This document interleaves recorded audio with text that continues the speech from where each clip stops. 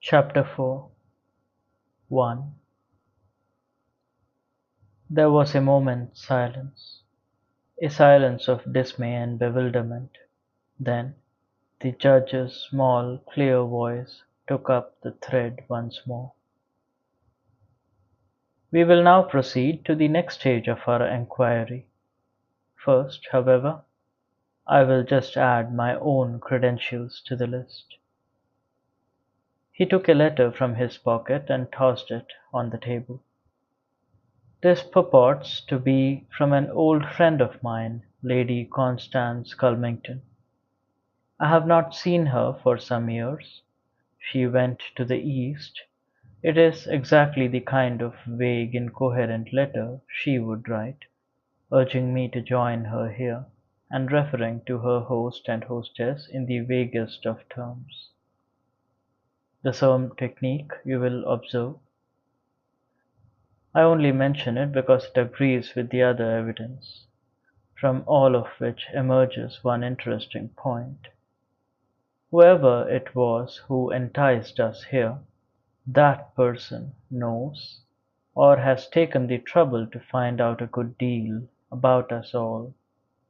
He, whoever he may be, is aware of my friendship for Lady Constance, and is familiar with her epistolary style. He knows something about Dr. Armstrong's colleagues and their present whereabouts. He knows the nickname of Mr. Marston's friend and the kind of telegrams he sends. He knows exactly where Miss Brent was 2 years ago for her holiday, and the kind of people she met there. He knows all about General MacArthur's old cronies. He paused. Then he said, "He knows, you see, a good deal, and out of his knowledge concerning us, he has made certain definite accusations." Immediately a babel broke out. General MacArthur shouted, "A pack of damn lies! Slander!"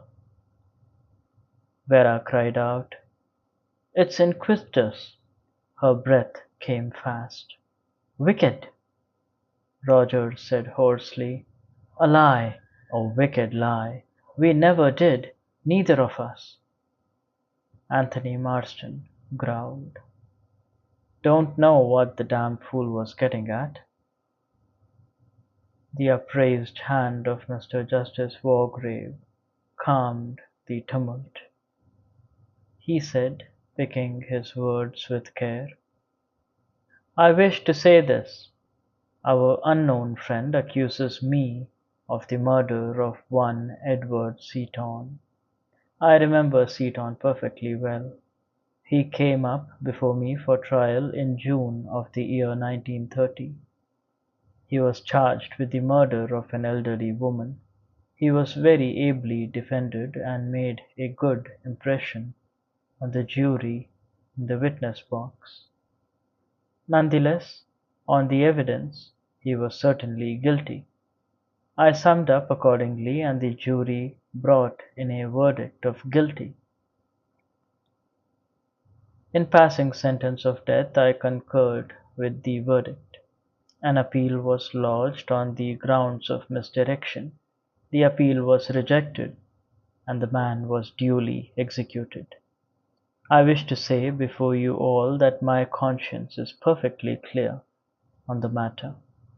I did my duty and nothing more. I passed sentence on a rightly convicted murderer." Armstrong was remembering now. The Seaton case. The verdict had come as a great surprise. He had met Matthews, K.C., on one of the days of the trial dining at a restaurant. Matthews had been confident. Not a doubt of the verdict, acquittal practically certain. And then afterwards he had heard comments. Judge was dead against him, turned the jury right round, and they brought him in guilty. Quite legal, though. Old Wargrave knows his law. It was almost as though he had a private down on the pillow. All these memories rushed through the doctor's mind before he could consider the wisdom of the question he had asked impulsively. Did you know Seton at all? I mean, previous to the case? The hooded reptilian eyes met his. In a cold, clear voice, the judge said, I knew nothing of Seton previous to the case. Armstrong said to himself, the fellow's lying. I know he's lying. 2. Vera Claythorne spoke in a trembling voice. She said, I'd like to tell you about that child, Cyril Hamilton. I was nursery governess to him. He was forbidden to swim out far. One day, when my attention was distracted, he started off. I swam after him. I couldn't get there in time. It was awful, but it wasn't my fault. At the inquest the coroner exonerated me. And his mother, she was so kind. If she even didn't blame me, why should why should this awful thing be said? It's not fair. Not fair. She broke down, weeping bitterly. General MacArthur patted her shoulder. He said, there, there, my dear. Of course it's not true. Fellow's a madman. A madman. Got a bee in his bonnet. Got hold of the wrong end of the stick all round. He stood erect, squaring his shoulders. He barked out. Best really to leave this sort of thing unanswered. However, feel I ought to say, no truth. No truth, whatever in what he said about young Arthur Richmond. Richmond was one of my officers. I sent him on a reconnaissance. He was killed. Natural course of events in wartime. Wish to say, resent very much. Slur on my wife. Best woman in the world. Absolutely. Caesar's wife. General MacArthur sat down. His shaking hand pulled at his moustache. The effort to speak had cost him a good deal. Lombard spoke. His eyes were amused. He said, about those natives. Marston said, what about them? Philip Lombard grinned. Story's quite true. I left him. Matter of self-preservation. We were lost in the bush. I and a couple of other fellows took what food there was and cleared out. General MacArthur said sternly, you abandoned your men? Left them to starve? Lombard said, not quite the act of a Pakka Sahib, I'm afraid. But self-preservation's a man's first duty. And natives don't mind dying, you know. They don't feel about it as Europeans do. Vera lifted her face from her hands. She said, staring at him, you left them to die? Lombard answered, I left them to die. His amused eyes looked into her horrified ones. Anthony Marston said in a slow, puzzled voice, I've just been thinking. John and Lucy Combs. Must have been a couple of kids I ran over near Cambridge. Beastly bad luck. Mr. Justice Wargrave said acidly, for them or for you? Anthony said, well, I was thinking, for me.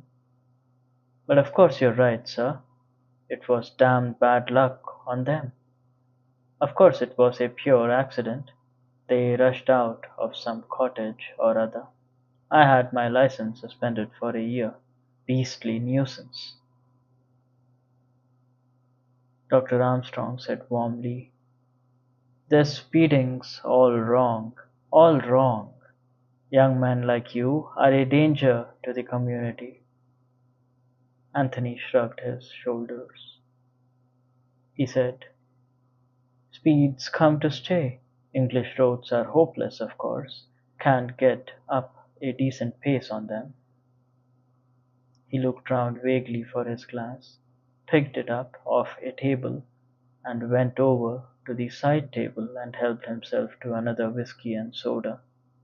He said over his shoulder, Well, anyway, it wasn't my fault. Just an accident. 3. The manservant, Rogers, had been moistening his lips and twisting his hands.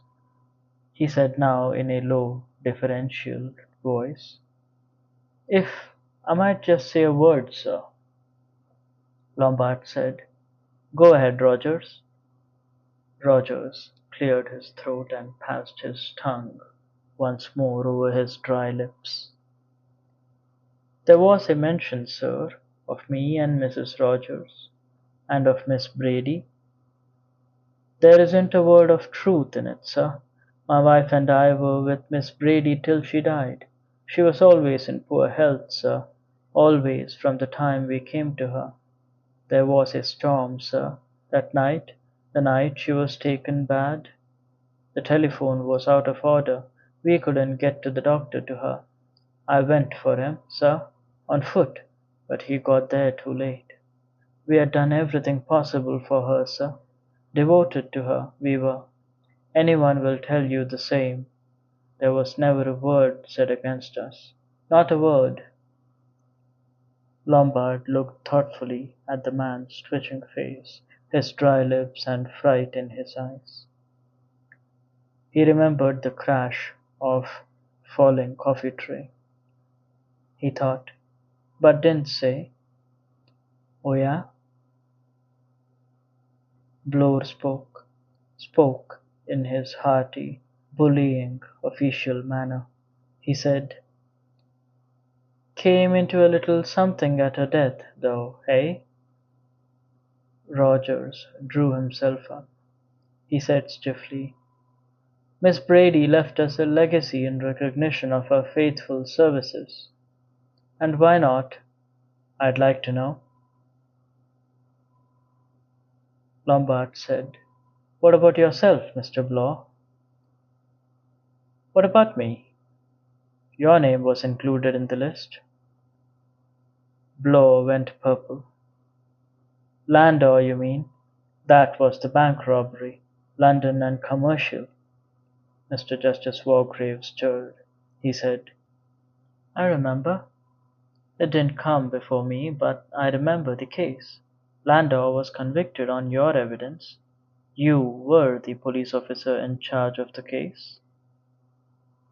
Bloor said, I was. Landor got penal servitude for life and died on Dartmoor a year later. He was a delicate man. Bloor said, He was a crook. It was he who knocked out the night watchman. The case was quite clear against him. Wargrave said slowly, You were complimented, I think, on your able handling of the case. Bloor said sulkily, I got my promotion. He added in a thick voice, I was only doing my duty. Lombard laughed, a sudden, ringing laugh. He said, What a duty-loving, law-abiding lot we all seem to be, myself excepted. What about you, doctor, and your little professional mistake? Illegal operation, was it? Emily Brent glanced at him in sharp distaste and drew herself away a little. Dr. Armstrong, very much master of himself, shook his head good-humouredly. I am at a loss to understand the matter, he said. The name meant nothing to me when it was spoken. What was it? Please? Close? I really can't remember having a patient of that name or being connected with a death in any way. The thing's a complete mystery to me. Of course, it's a long time ago. It might possibly be one of my operation cases in hospital. They came too late. So many of these people, then, when the patient dies, they always consider it's the surgeon's fault. He sighed, shaking his head. He thought. Drunk. That's what it was. Drunk. And I operated. Nerves all to pieces, hands shaking. I killed her all right. Poor devil. Elderly woman. Simple job if I'd been sober. Lucky for me there's loyalty in our profession. The sister knew, of course, but she held her tongue. God, it gave me a shock, pulled me up. But who could have known about it after all these years? 4. There was a silence in the room. Everybody was looking, covertly or openly, at Emily Brent. It was a minute or two before she became aware of the expectation. Her eyebrows rose on her narrow forehead. She said, "Are you waiting for me to say something?" "I have nothing to say." The judge said, "Nothing, Miss Brent?" "Nothing." Her lips closed tightly. The judge stroked his face. He said mildly, "You reserve your defense." Miss Brent said coldly, "There is no question of defense. I have always acted in accordance with the dictates of my conscience. I have nothing with which to reproach myself." There was an unsatisfied feeling in the air, but Emily Brent was not one to be swayed by public opinion. She sat, unyielding. The judge cleared his throat once or twice. Then he said, "Our inquiry rests there. Now, Rogers, who else is there on this island besides ourselves, and you and your wife?" "Nobody, sir. Nobody at all." "You're sure of that?" "Quite sure, sir."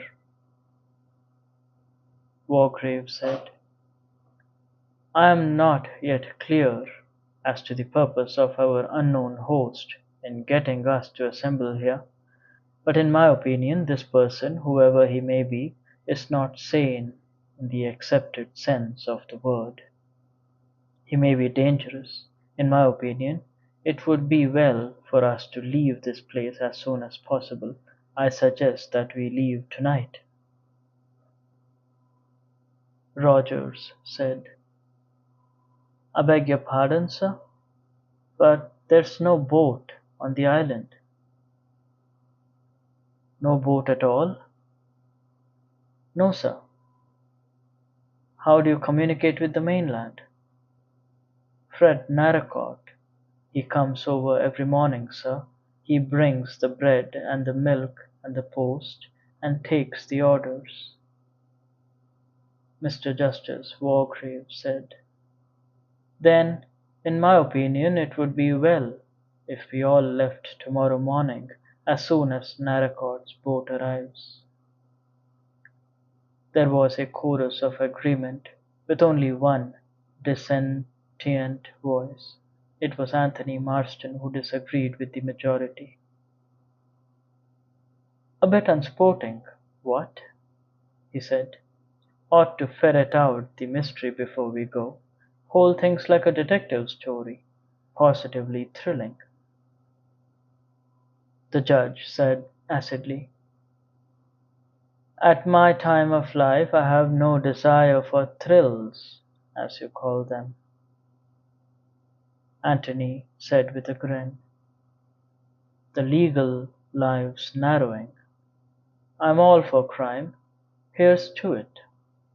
He picked up his drink and drank it off at a gulp. Too quickly, perhaps. He choked badly. His face, contorted, turned purple. He gasped for breath, then slid down off his chair, the glass falling from his hand.